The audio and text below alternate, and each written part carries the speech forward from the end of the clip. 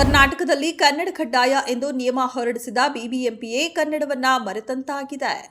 ಹೌದು, ನಮ್ಮ ರಸ್ತೆ ನಮ್ಮ ಹೆಮ್ಮೆ ಎಂಬ ಕಾರ್ಯಕ್ರಮವನ್ನ ಬಿಬಿಎಂಪಿ ಆಯೋಜಿಸಿದ್ರೂ ಅದರಲ್ಲಿ ಕನ್ನಡ ಭಾಷೆ ಮಾಯವಾಗಿದೆ. ಈ ಕಾರ್ಯಕ್ರಮದ ಸಲುವಾಗಿ ಅಳವಡಿಸಿದ ಮಾಹಿತಿ ಫಲಕದಲ್ಲಿ ಕನ್ನಡವೇ ಮಾಯವಾಗಿದೆ. ಹೆಡ್ಲೈನ್ ಹೊರತುಪಡಿಸಿ ಉಳಿದ ಎಲ್ಲ ಮಾಹಿತಿಯೂ ಇಂಗ್ಲಿಷ್ನಲ್ಲಿ ಮಾತ್ರ ಬರೆಯಲಾಗಿದೆ. ಕನ್ನಡ ಕಡ್ಡಾಯ ಎಂದು ಘೋಷಿಸಿರುವ ಸರ್ಕಾರವೇ ಈಗ ಕನ್ನಡವನ್ನ ತಿರಸ್ಕರಿಸುತ್ತಿರುವುದು ಜನರ ಅಸಮಾಧಾನಕ್ಕೆ ಕಾರಣವಾಗಿದೆ. ಶಿವರಾಮ ಕಾರಂತ ಪಿಳಿಕುಳಿ ನಿಸರ್ಗಧಾಮವನ್ನ ಪ್ರಮುಖ ಪ್ರವಾಸಿ ತಾಣವನ್ನಾಗಿ ಅಭಿವೃದ್ಧಿಪಡಿಸಲು 165 ಕೋಟಿ ಯೋಜನೆ ರೂಪಿಸಲಾಗಿದೆ.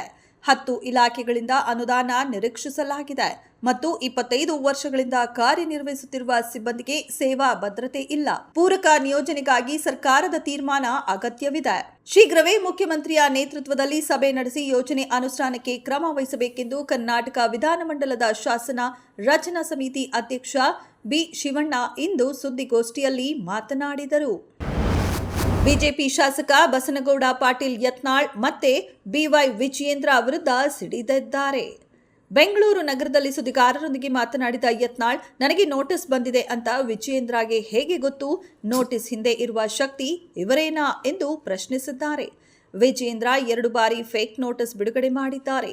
ಈಗಿನ ನೋಟಿಸ್ ಬರುವ ಮುನ್ನವೇ ಲೀಕ್ ಆಗಿದೆ ಎಂದು ಯತ್ನಾಳ್ ತಮ್ಮ ಅಭಿಪ್ರಾಯವನ್ನ ವ್ಯಕ್ತಪಡಿಸಿದರು. ಕೊಡಗು ವಿಶ್ವವಿದ್ಯಾಲಯವನ್ನ ನಡೆಸಲು ಸಾಧ್ಯವಾಗದಿದ್ದರೆ ಸರ್ಕಾರೇತರ ಸಂಸ್ಥೆಗಳ ಸಹಾಯದಿಂದ ಭಿಕ್ಷೆ ಬೇಡಿಯಾದರೂ ನಾವು ಅದನ್ನ ನಿರ್ವಹಣೆ ಮಾಡುತ್ತೇವೆ.